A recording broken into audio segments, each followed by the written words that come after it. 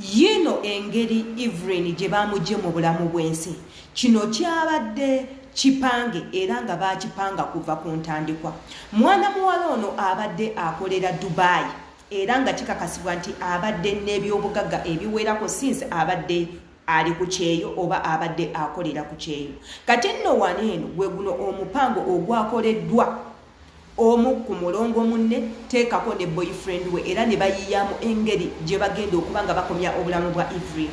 Evelyn yafudde naye ebbaluwa z'abasawo ziraga nti omwana ono yasooka kutugibwa ne bamunyoola ensingo ne bamukuba ekintu waneeno ku mutwe ekyamuviiriddeko okufa. Bano ne bakipanganga abagudde kabenje era ne balaga nti emmotoka yeefudde emirundi 3 Eva naayita mu ndabirwamu n'emutema kyekyamuviiriddeko okufa. Abasawo kye basambaze ne baleeta certificate entuufu eraga okufa kw'omwana ono era ne bakakasa nti waliwo eyamukuba ku mutwe ne bamala ne bamunyoola omulambo ne bagukululakulula bwebyo nno ebisago ebyasangiddwa ku ngalo eza mwana muwala. Ngenda baleetera akatambi muwulirize emboozi eno naye nga tonna bajiwuliriza bankuba Kyeyo mwegendereze nnyo abantu bemuleeta mu bulamu bwammwe, mwegendereze nnyo ab'eŋŋanda, mwegendereze nnyo emikwano, mwegendereze nnyo abasajja bemuleeta mu bulamu bwammwe. Nze Sheila Dita abantu babeeraawo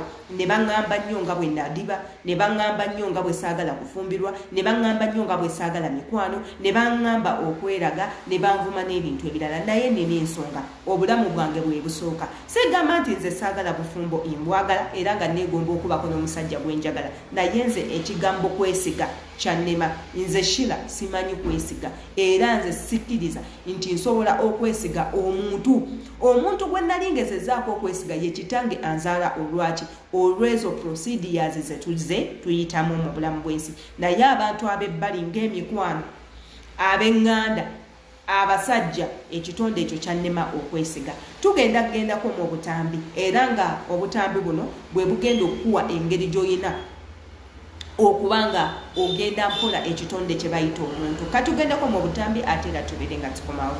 Genda ku trip yaabwe ne basumagira. Bwe basumagira ne driver ne yeebaka.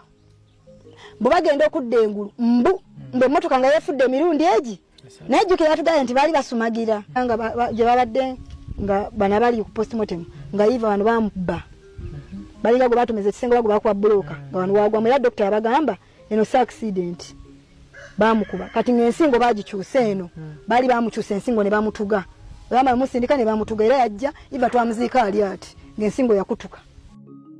Eva yalina obuntu kuno, Eva yalina kuno amabwa nti olwamala omugira ne bakulula ne kuno Eva nga kuno balinga abaali batagula nga yingira yali alwana era omusawo ndoza kwe kuvayo ne era kati ate laba bajja omulambo gwagenda okujja bo baveeri nga bafominze tugambe nti ki accident mubugere okulaba obulabirwamu Eva ebyo teyabiina ebifaananyi byonna mbiina eby'omulambo. Mwe baana mmwe bankuba Kyeyo tetuli safe, no one is safe.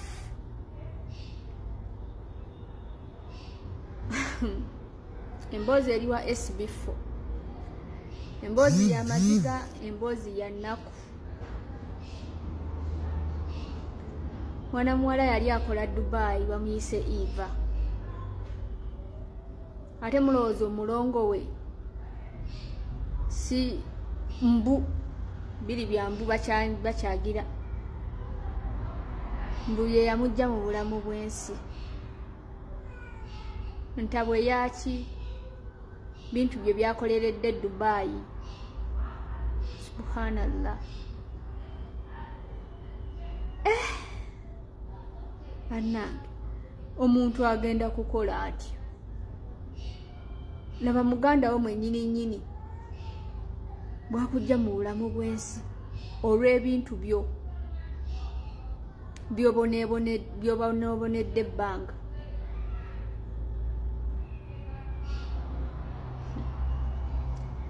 Katusuubire munaafuna justice buli gye bagenda okulopa omusango bagamba tulina emisango mingi ku mmeeza, tulina files nyingi, kale kwegamba tebannafuna bwenkanya.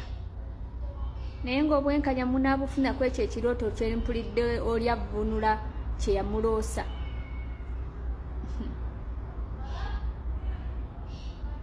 Mukama Katonda kibi nnyo.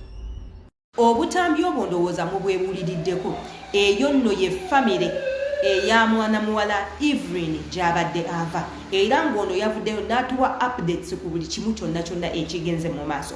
Obutambi bwa Evelyn eyo yonna gye baatambulidde, ebifaananyi byabadde yeekubya na biki ebibadde bigenda mu maaso, yali abikapchalinga ku ssimu era ng'abiweereza abaki ab'eŋŋanda. Evelyn abadde muwala omulungi, omukyala omugoggoofu, ayina feesi ennungi, oweeriisa erirungi, gw'otalina kubuusa maaso bw'oba oli musajja nga weetaaga omukyalo gw'okubeera naye. Evelyn yabadde perfect match. Naye maama essaawa zino eno omwana muwala oyo baamulemesezza obulamu era nga baamumizisizza dda omusu. Abantu abo baabadde yeesiga ku trip eyo gye babaddeko. Naawe nga wolabye obutambi Evelyn ku trip gye baamutwala, igwe wolabye obutambi obwo mazima ddala gw'olowooza eyo Zanzibar gye baali bagenze okukola trip yaabwe gye baali bagenzeeko out okuwummulamu bamukuliseyo okuva ku kyeyo n'ebintu ebirala mwe mwenna abatambuddeko. Igwe w'otunuulira enzigi ezo n'otunuulira ebizimbe ebyo tebikuwa muli endowooza nti omwana ono yabadde mu nsi ey'enjawulo etali Zanzibar. Tujjukire nti Zanzibar eri wano eno mu Africa era it's an island. Abantu bagendayo ne beekubya ebifaananyi ebirungi. Bw'oba oyagala kutekinga good pictures oyina genda Zanzibar. Bw'oba oyagala okubeerako ku bizinga ebyenjawulo ebina view ennungi, n'olaba ku green pasture, n'olaba ku nnyanja, n'olaba ku bintu ebyenjawulo, oyina kugenda Zanzibar. Era kigambibwa nti Evelyn gy'abadde gye bastagingidde ebyo byonna byonna ebyamuviiriddeko okufa. Naye maama katugambe Evelyn yafudde kabenje. Bano abantu ssente ze baatadde mu mulambo okuva eyo Evelyn gye yafiiridde paka eno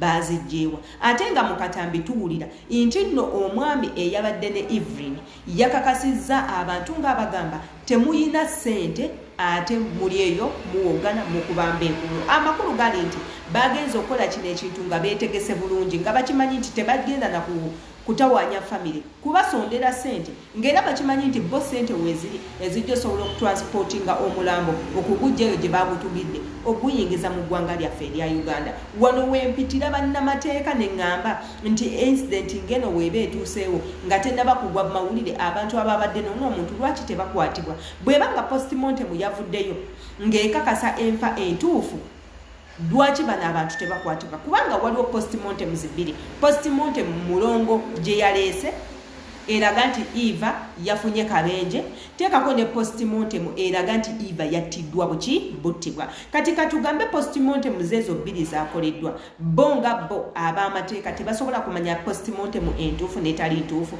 Ye weebanga mulongo gye yaleese info, balina okubuuza mulongo ddwaliro ki gye yakoledde postmortem eno info. Bw'ebanga ngulirire n'abasawo wennyinnyini ne baggulwako omusango nga ne mulongo ne banne we baggulwako omusango. Wano we neewunyiza eggwanga lyaffe erya Uganda. Bannange babakuuma ddembe temukola kimala.